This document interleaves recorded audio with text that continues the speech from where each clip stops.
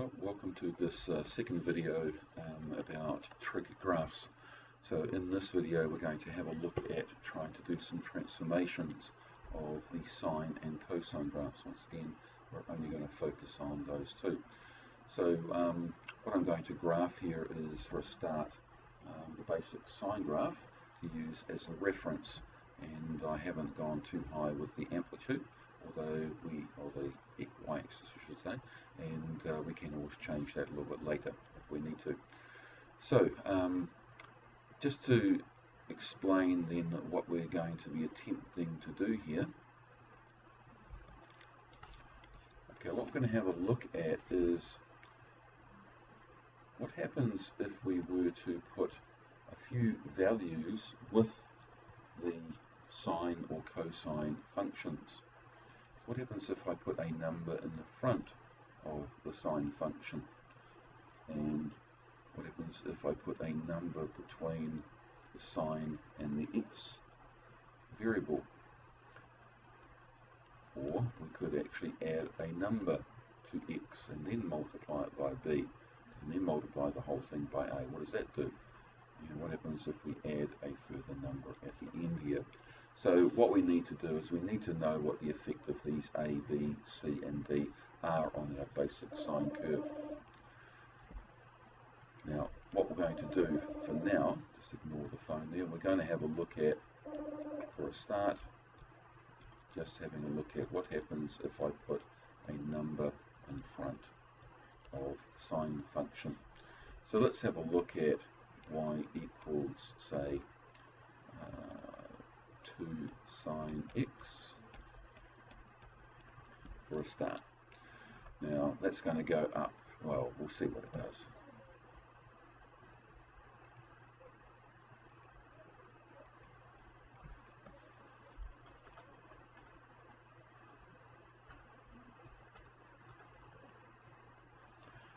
Okay, now what you hopefully can see is that we once again have this sine function shape.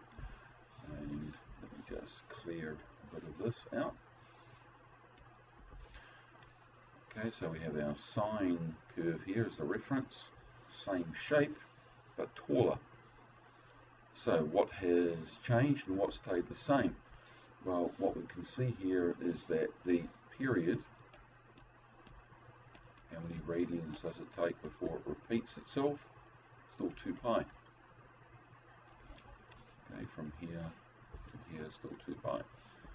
Okay, well, what has changed, obviously, the amplitude, which was on the original function 1, has changed to double that. So all the way from there right down is now 2 units. And what do we call that height? Well, we call that the amplitude. Okay, now remember what we were graphing was y equals 2 sine x. Now it shouldn't be too surprising that the amplitude is basically 2, because what we've done in comparison with the original sine function is that we've doubled all the y values, because we've multiplied all the original x values by 2. So pretty much, I think, common sense to say, well, the y values are going to be double what they were here, so the amplitude should be double. So it looks like this number in front here is going to be telling us what the amplitude is. Right, let's just check with a couple more just to demonstrate that that is pretty much what's going to happen. So let's clear that,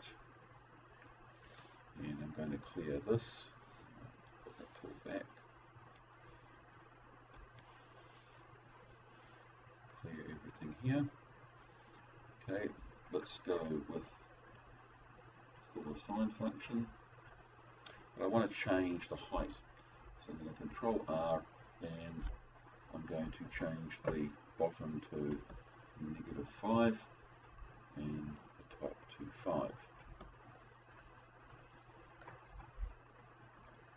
Okay, so this is still the sine function, but because the axis here is being extended further out that way, looks like it's flatter. But still, it's going to exactly the same height as what it was before. Right, let's put in y equals 4 sine x. Okay, so hopefully as you can see, okay, the amplitude is now 4. Okay, so just to emphasize that, y equals 4 sine x, period still 2 pi, same as the original, but this 4 here has had the effect of making the amplitude 4. Okay, so once again, this here is telling us the amplitude. Okay, let's clear that, and let's also clear graph.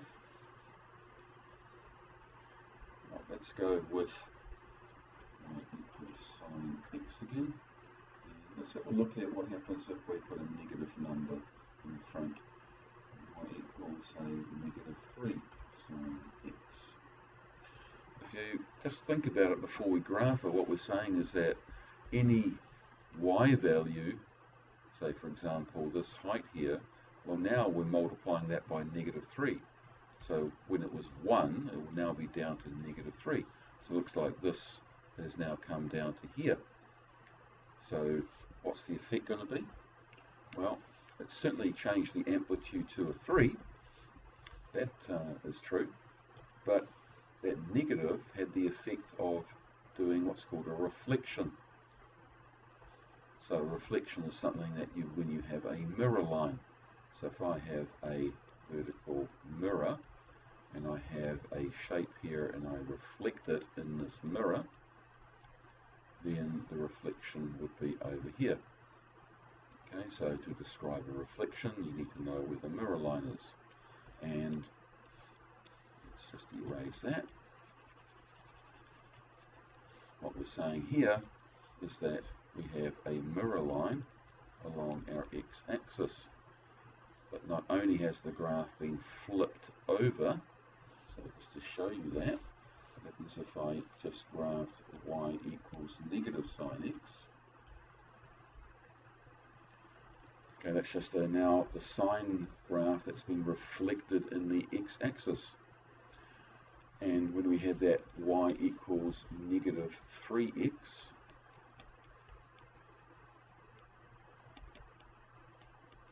y equals negative 3 sine x, I should say, well the amplitude is equal to 3. Amp is short for amplitude.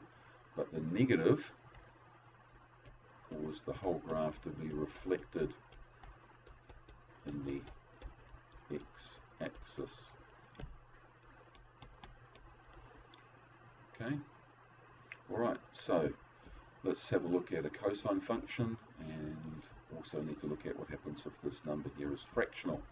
So let's clear this, back to there, clear.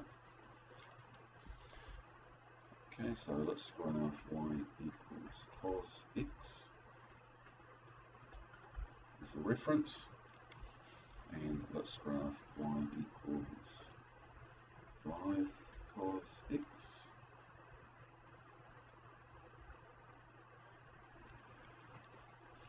Hopefully what you're seeing here is not too much of a surprise. Okay, we've got the amplitude now of a normal cosine function has now been changed to 5. So 5 is the amplitude. Okay, you can once again notice that the period is still 2 pi, has not changed. Okay, while we've got this here, let's have a look at what would we get if we had a decimal number below 1, say above 0, so something between 0 and 1 here. So let me just get that back so I can type in here. So let's have a look at 0.5 cos x. Okay, well if you can sort of predict what might happen, okay, the amplitude is going to be a half, so it looks like we're going to go up to a half here, down there, and through here, and up to there, and so forth. Okay, let's graph that. Yeah, there we go, that green graph. And certainly enough, we can see that the amplitude here is only 0.5. So y equals, let's put it as a fraction, half cos x, the amplitude is equal to half. Let's clear a bit of this because it's getting a bit messy.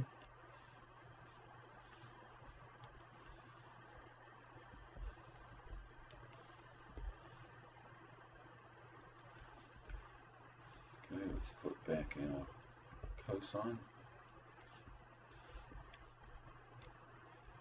Like that. And let's have a look at, say, a negative.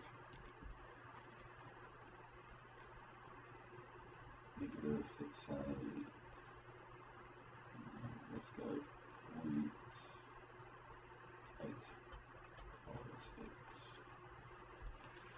Well, I reckon the amplitude is going to be 0.8, but the whole graph's going to be reflected over.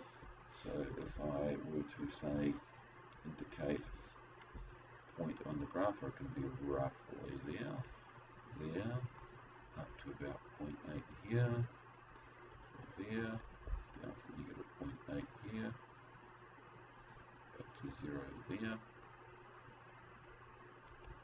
okay, and back this way as well. So now let's push enter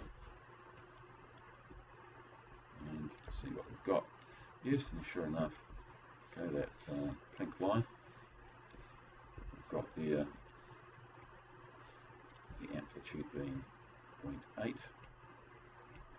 and the reflection over. So y equals negative 0.8 cos x, amplitude